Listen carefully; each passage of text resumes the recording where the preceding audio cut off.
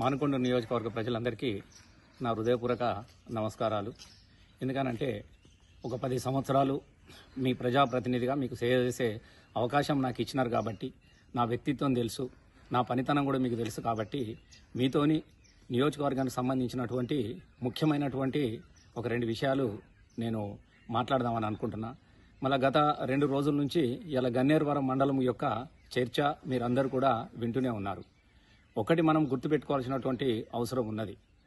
గన్నేరువరము కంటికి దగ్గర కాలుకు దూరం ఉన్నటువంటి మారుమూల ప్రాంతానికి సంబంధించినటువంటి ఒక గ్రామంగా ఉన్నటువంటి గన్నేరువరం మండలాన్ని తెలంగాణ రాష్ట్రం ఏర్పడ్డ తర్వాత గౌరవ ముఖ్యమంత్రి గారితో మాట్లాడి వారిని ఒప్పించి దాన్ని ఒక మండలంగా తీసుకొచ్చినటువంటి చరిత్ర రసమై బాలకిషన్ది. దాన్ని ఆ రోజుల్లో అందరూ కూడా మేము మా మండలం అవుతుందని మేము కల కూడా కనలేదు. నిజంగా ఇవాళ ఈ మండలం అయిందనంటే ఇది రసమై మండలం అని చెప్పేసి ఇలా ఎవరైతే ఇటు నుంచి అటువై మాట్లాడినారో వాళ్ళందరూ కూడా గతంలో మాట్లాడినటువంటి విషయాలు కూడా మీ అందరికీ తెలుసు. ముఖ్యంగా గన్నేరువరం మండలం అనేది వాస్తవంగా పూర్తిగా అభివృద్ధికి దూరంగా ఉన్నటువంటి గ్రామం. గతంలో బెజ్జంకి ఉమ్మడి మండలంలో ఉన్నప్పుడు వాళ్ళు రావాలంటే ఇక్కడికి ఎన్నో ఇబ్బందులు పడ్డారు కాబట్టి ఇది నూతన మండలంగా ఏర్పాటు చేసుకున్నాం కాబట్టి దీని మీద ప్రత్యేకమైనటువంటి దృష్టి పెట్టుకొని నేను అనేకమైనటువంటి అభివృద్ధి కార్యక్రమాలు ఇలా వాస్తవంగా రసమై బాలకిషన్ గన్నేరువరం మండలం ఏర్పాటు చేసిన తర్వాత ఈ అన్ని గ్రామాలలో కూడా ఇలా మీరు అందరూ చూస్తూనే ఉంటారు. ఏ గ్రామానికి వెళ్ళిన నూతన గ్రామ పంచాయతీ భవనాలు కావచ్చు, మహిళా సంఘ భవనాలు కావచ్చు, కుల సంఘ భవనాలు కావచ్చు, సీసీ రోడ్ల నిర్మాణం కావచ్చు, పాఠశాలల యొక్క అదనపు గదుల నిర్మాణం కావచ్చు, పాఠశాల యొక్క అభివృద్ధులు కావచ్చు, ఎన్ని చేసినా మీ అందరికీ తెలుసు. చివరికి గన్నేరువరం మండలం జాతీయ స్థాయిలో కూడా దానికి స్థానాన్ని సంపాదించుకొచ్చి అవార్డు తీసుకొచ్చినటువంటి విషయం కూడా మీ అందరికీ తెలిసిన విషయమే. అలాగే ఎన్నో సబ్స్టేషన్లు తీసుకొచ్చినాం.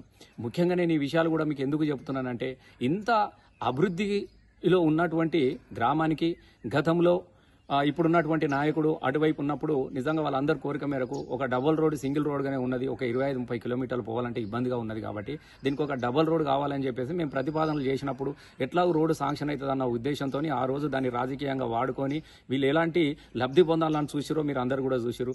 మరి అట్లాంటి పరిస్థితుల్లో గౌరవ కేసీఆర్ గారు ఆనాటి ముఖ్యమంత్రి గారు కరీంనగర్ వచ్చిన తర్వాత వారిని అడిగి 1 గంట లోపలనే 72 కోట్ల రూపాయలు తీసుకొచ్చి దాన్ని ప్రారంభం చేసి నేను కొంత పని కూడా మొదలుపెట్టినా. ఇలా గుండ్లపల్లి నుంచి కొండపూర్ దాకా వెళ్లే డాంబర్ రోడ్ కూడా మేము తీసుకొచ్చినటువంటి నిధులతోనే కదా. నిజంగా నిధులు లేవా అని అనుకుంటే మరి ఇప్పటి వరకు ₹1 బిల్లు కూడా రాలేదానంటే మరి ఇప్పటి కూడా వచ్చినటువంటి డాంబర్ రోడ్ అక్కడ దాకా మేము తీసుకుపోయి దాన్ని పూర్తి చేయడం జరిగినది. మీరే అన్నారు దీనికి ఈ మండలానికి సీతక్కని తీసుకొచ్చినావు, పంచాయతీరాజ్ శాఖ మంత్రివర్యులను తీసుకొచ్చినావు, నేను ఇది చేస్తా అది చేస్తా అని చెప్పిర్రు. వారు కూడా చెప్పిర్రు. బట్టి దగ్గరికి వెళ్ళినావు, ఇక వచ్చే చూడ అని చెప్పిర్రు. ఇక 100 రోజులు అన్నారు. ఇవన్నీ కూడా మేము ఓపిక బట్టి 18 నెలలు కావస్తా ఉన్నది. అసలు పాపం జంగపల్లి కానీ మాదాపూర్ కానీ గన్నేరువరం మండలం వాళ్ళు ఈనంగా రావడం బంద్ చేసుకున్నారు. పాపం ఆటోలు అయితే వాళ్ళు సొంత ఖర్చులతో మట్టి పోసుకొని పీచిపాల నుంచి పోతా ఉన్నారు. మిగతా వాళ్ళు వడ్లూరు అట్లాగే కాసింపేట వడ్లూరు నుంచి కొండపురం వస్తా ఉన్నారు. ఆ రోడ్డు ఎన్నడో మర్చిపోయిరు. రోడ్డు గిట్లాంటి విపత్కరమైన పరిస్థితుల్లో చాలా మంది వచ్చి సార్ మీరు రోడ్ అయితే తీసుకొచ్చారు, కొండపూర్ దాకా తీసుకొచ్చారు, గీంత వేయకపోతుంది అని చెప్పేసి వాళ్ళని నన్ను అడిగినప్పుడు అయ్యో అప్పుడు ఎన్నికల కోడ్ ఉండే కదా, లేకుంటే ఈ పాటికి అయిపోయేది. ఖచ్చితంగా మన ఎమ్మెల్యే గారిని తప్పకుండా అడుగుదాము, ఆయన వేయాల్సినటువంటి బాధ్యత కూడా ఉంది, వారు కూడా వేస్తా అని చెప్పినారు. కాబట్టి అని మేము ప్రజల యొక్క కోరిక మేరకు మా యొక్క నిరసనను వ్యక్తం చేయాలని చెప్పేసి మేము బైక్ పోస్టర్ రిలీజ్ చేస్తే మీకు ఎందుకు అంత ఆవేశం వచ్చిందో నాకు అర్థమైతే లేదు. మీరే అన్నారు అటూరుకిర్రు ఇటూరుకిర్రు, ఏదైనా చేయండి, రోడ్ వేసే బాధ్యత మీకున్నది కాదని చెప్పేసి మేము అడుగుతా ఉన్నాం. దానికి రోడ్ నేను అడిగితే దానికి మేము బైక్ ర్యాలీ తీసుకుంటామని మేము పోస్టర్ రిలీజ్ చేస్తే మీరు ఏం పెట్టిరు కింద? దానికి ఎదురుగా ఒక అసభ్యకరమైన ఒక జుగత్సరమైన మనిషి అనేటోడు ఎవడు కూడా అట్లాంటి పోస్టర్లు పెట్టాడు. నువ్వు ఒక ఎమ్మెల్యేవు, నువ్వు ఒక డాక్టర్వు, నువ్వు ఒక చదువుకున్నోనివి, నేను ఒక విద్యానవంతునని ఇన్నిసార్లు గొప్పలు చెప్పుకుంటున్నటువంటి వ్యక్తికి నువ్వేం పోస్టర్ పెట్టినావు? దానికి ఎదురుగా ఒక అసభ్యకరమైన ఒక జుగత్సరమైన మనిషి అనేటోడు ఎవడు కూడా అట్లాంటి పోస్టర్లు పెట్టాడు. నువ్వు ఒక ఎమ్మెల్యేవు, నువ్వు ఒక డాక్టర్వు, నువ్వు ఒక చదువుకున్నోనివి, నేను ఒక విద్యానవంతునని ఇన్నిసార్లు గొప్పలు చెప్పుకుంటున్నటువంటి వ్యక్తికి నువ్వేం పోస్టర్ పెట్టినావు? ఆ పోస్టర్ చూసినాకనే కదా కడుపు మన్నటువంటి కార్యకర్తలు నీ లీలలు కూడా బయటకు తీసి పోస్టర్ తీసుకొచ్చినది. కాబట్టి నేను ఏమంటున్నా అంటే ఇంకా కూడా దాన్ని సరి చేసుకునే ప్రయత్నాలు నువ్వు లేవు. మేము అడిగింది రోడ్డు గురించి ఒక మాట మాట్లాడకుండా నీ పోస్టర్లు అతికేయి. నేను చేసినటువంటి అభివృద్ధి మీద రోజుకు 300 కాదు, మొత్తం 300 పోస్టర్లు కాదు, 30,000 పోస్టర్లు రసమయ్యి చేసినటువంటి అభివృద్ధి మీద నువ్వు పోస్టర్లు రోజుకు 1000 పోస్టర్లు వేసినా కూడా సరిపోనన్నటువంటి అభివృద్ధి పనులు నేను చేసి పెట్టిన. ఇలా ప్రజలు నీకు ఉద్యోగం ఇచ్చిరు, నువ్వు నా దగ్గర పోస్టర్లు అంటేసే ఉద్యోగం చేస్తానంటే నేనేం కాదనలేను. ఇప్పటికైనా కూడా నువ్వు మాట్లాడే ముందు నువ్వు తెలుసుకొని మాట్లాడితే నీకు మంచిగా ఉంటుంది. నువ్వు పోస్టాల్ రేసుడు గీస్టాల్ రేసుడు కాదు. రసమయ్య అనేటోడు 3 సినిమాలు తీసాడు, 4వ సినిమా కూడా వస్తుంది. నేను గవిటికి నేను భయపడేటోని కాదు. నేను ఇప్పుడు కూడా చెప్తున్నా, నువ్వు ఒక సంస్కారంగా ఉండాలి. మనం ఒక జాతి బిడ్డలం, చదువుకున్నాం. డాక్టర్ రసమయ్య బాలకృష్ణ, నువ్వు ఒక డాక్టరు. అంబేద్కర్ ఏం నేర్పిండి గిదే విజ్ఞానం మనకి ఇచ్చిండా?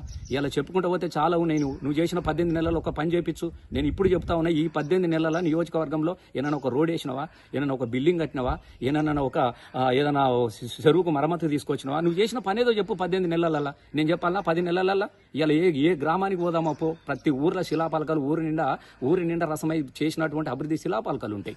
ఊరికి సంతలు ఉంటాయి, బతుకమ్మ తల్లులు ఉంటాయి, అంబేద్కర్ విగ్రహాలు ఉంటాయి.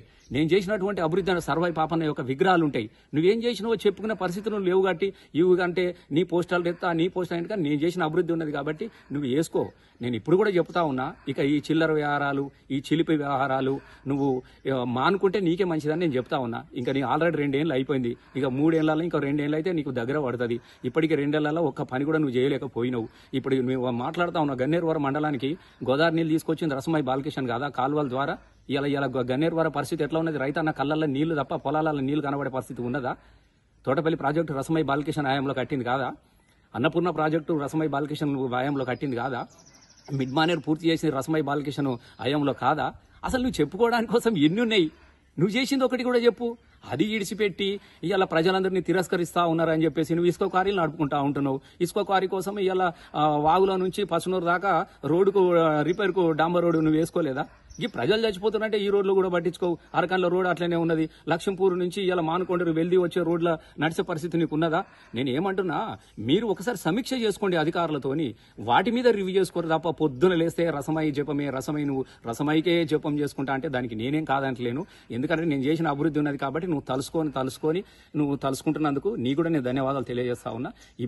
ఇప్పుడు కూడా నీకు చెప్తా ఉన్నా, ఇక ఇది మానుకో, ఇది లాస్ట్ కావాలని కోరుకుంటున్నాను. ఎస్, బరాబరి 12వ తారీఖు రోజు మన నిరసన వ్యక్తం చేస్తాం. అది మా హక్కు. ఎందుకు నిరసన వ్యక్తం చేయదు? బరాబరి నిరసన వ్యక్తం చేస్తాం. నువ్వు అంటున్నావు చాలా ఉన్నాయి నిరూపించాల్సినవి. నేనేం చెప్తున్నా అంటే మస్తుగా ఉన్నాయి. సమయం వచ్చినప్పుడు ప్రజలందరూ కూడా గమనిస్తా ఉన్నారు. నువ్వు నా పోస్టర్లు అంటేసుకుంటున్నప్పుడు చాలా సంతోషం. నీ పోస్టర్ కూడా ప్రజలు దండలేసే రోజులు కూడా వస్తూ ఉంటాయి. కాబట్టి ఇప్పటికైనా ఆలోచించుకో, అధికారులతోని సమీక్ష చేసుకో, ఏ పని మొదలు పెట్టాలి, ఏది చేసుకోవాలని చెప్పుకుంటే నువ్వు ఎమ్మెల్యేగా 20 సంవత్సరాలు 4 సార్లు రాత్రనక పగలనక దండాలు పెడితే నీ బాధ చూడలేక నీకు అవకాశం ఇచ్చారు. అది చాలా గొప్ప అవకాశము. ఎమ్మెల్యే అనే దాన్ని నీకు తెలుస్తలేదు. నువ్వేం చేయాలో కూడా నీకు అర్థం కానటువంటి పరిస్థితి ఉంది. ఎమ్మెల్యే అనేది చాలా గొప్ప అవకాశం. ప్రజలకు చేసే అవకాశం అనేది ఇలా 2.5 లక్షల మందికి సేవ చేసే అవకాశం అనేది చాలా గొప్పది. నారాయణ గారు, మీకు ఇప్పుడు కూడా నేను చెప్తా ఉన్నా, దయచేసి ఆ పోస్టును గౌరవించు. ఈ చిల్లర చిలిపి మాటలు ఇవన్నీ బంద్ చేసుకో. అభివృద్ధి మీద దృష్టి పెట్టాలని నేను కోరుకుంటా ఉంటున్నా. ఖచ్చితంగా ఓ ప్రతిపక్ష నాయకునిగా రోజు అడుగుతూనే ఉంటాను. నీకు ఇది కూడా చెప్తున్నా, ఎవ్రీ డే ఇలా గన్నేరువరం రోడ్డు ఉన్నది, రేపు లక్ష్మీపూర్ వెల్ది రోడ్డు ఉంటుంది, ఎల్లుండి ఇల్లంతకుంటా 50 పడకల ఆసుపత్రి ఉంటుంది, తర్వాత అరకన్ల ఉంటుంది, తర్వాత కేశపట్నం ఉంటుంది. గతంలో ఇవన్నీ కూడా నేను పైసలు తీసుకొచ్చినా, ఇవి నా హయాంలోనే శాంక్షన్ అయ్యి పైసలు ఫైనాన్స్ లో క్లియర్ అయి ఉన్నాయి. ఆ పైసలు తీసుకొచ్చి పనులు చేయమంటారు. నువ్వు కొత్తగా ఏం చేయకు. నేను తీసుకొచ్చిన పనులు పూర్తి చేయాల్సినటువంటి బాధ్యత నీ మీద ఉన్నది కాబట్టి నువ్వెట్లా నీతోని కొత్తగా నువ్వు తీసుకురాలేవు. ఏదైనా పైసలు కూడా నువ్వు రావు. నేను తీసుకొచ్చిన పైసలతో నన్ను పనులు పూర్తి చేయాలని చెప్పేసి నీకు నేను విజ్ఞప్తి చేస్తా ఉన్నా. ఇప్పటి కూడా నువ్వు మారితే సంతోషపడతారు ప్రజలు, లేకుంటే నీ కర్మ.